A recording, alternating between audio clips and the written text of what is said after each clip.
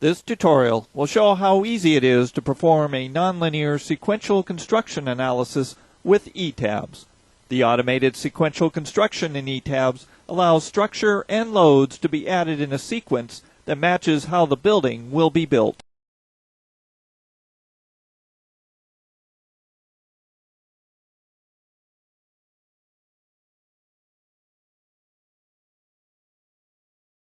We start with a 5-story, 3-bay building. We will remove one of the first floor columns in order to create a transfer girder.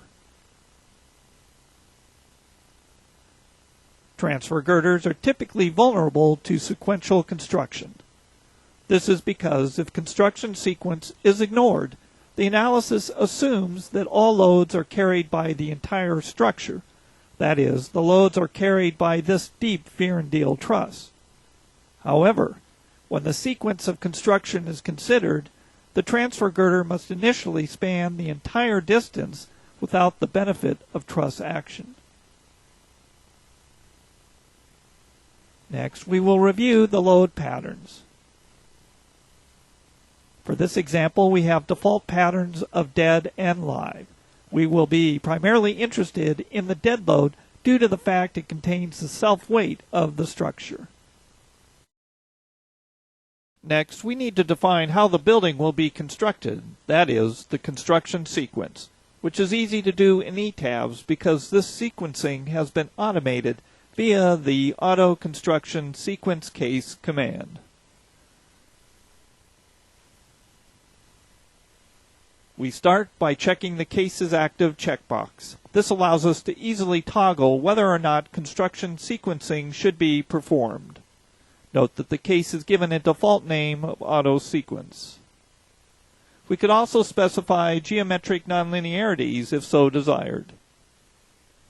In the construction sequence area, we can specify how many stories should be included in each group. In some instances, it may be appropriate to use 2 stories or even more, but we will use the default of 1 in our example.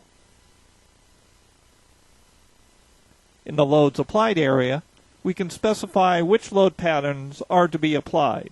For this example, we will use only the dead pattern. We assume that the other loads are applied after the structure is complete. We can also scale the load pattern case, and for this example, we will use a factor of 1. Lastly, if we want to use the construction sequence load case in place of the dead load case in our design combinations, we can do so by checking this box. This is all it takes to define a sequential construction load case. Now let's take a look at the load case data that the program has automatically generated for the nonlinear construction sequence case. On the Load Cases form, note that a case of Auto Sequence is listed. Highlighting this case and clicking the Modify button, we see that the program has created a nonlinear staged construction case with a total of 5 states, 1 for each story. Note that each stage has 2 operations. With Stage 1 highlighted, when we click the Stage Operations button, we can see the breakdown of the 2 operations. For this stage, the first operation is to add structure, in this case story 1, followed by operation to load the objects just added with the dead load pattern with a scale factor of 1, just as previously specified. We can see the other stages perform the same operations for the other stories as we go up the building.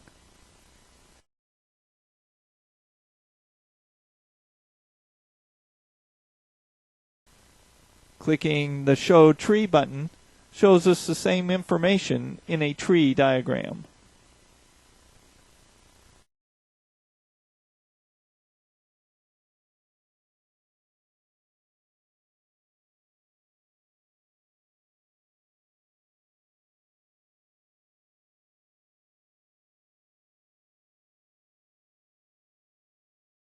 Now that the sequential construction case is defined, we are ready to run the analysis.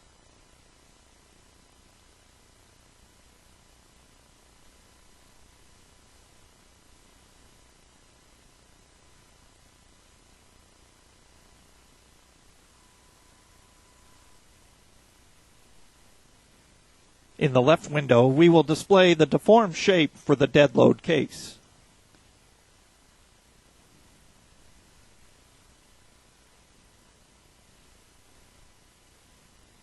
In the right window, we will change the 3D view to an elevation view. And we'll display the deformed shape from the sequential loading to see the effect that this loading approach has on the building. We start with step 1 and set the scale factor to 200 to match the other display. Step 1 shows the first story in a deformed state. We can toggle up the construction stages and note how the displacement at the transfer girder location grows significantly larger than that of the model where no sequential construction is accounted for. In fact, a right click on the girder shows the displacement to be approximately a 1/4 inch for the non-sequential case, while the displacement is more than doubled when sequential effects are included.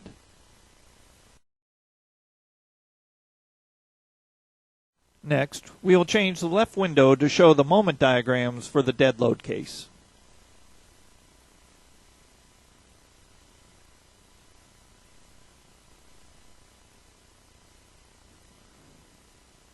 In the right window, we will again show the results for the sequential construction case.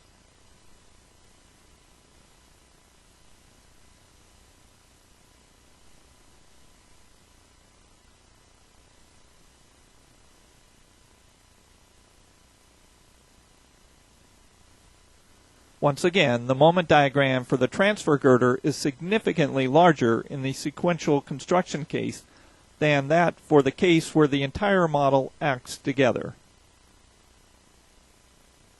This concludes this tutorial on automated construction sequencing in ETABS.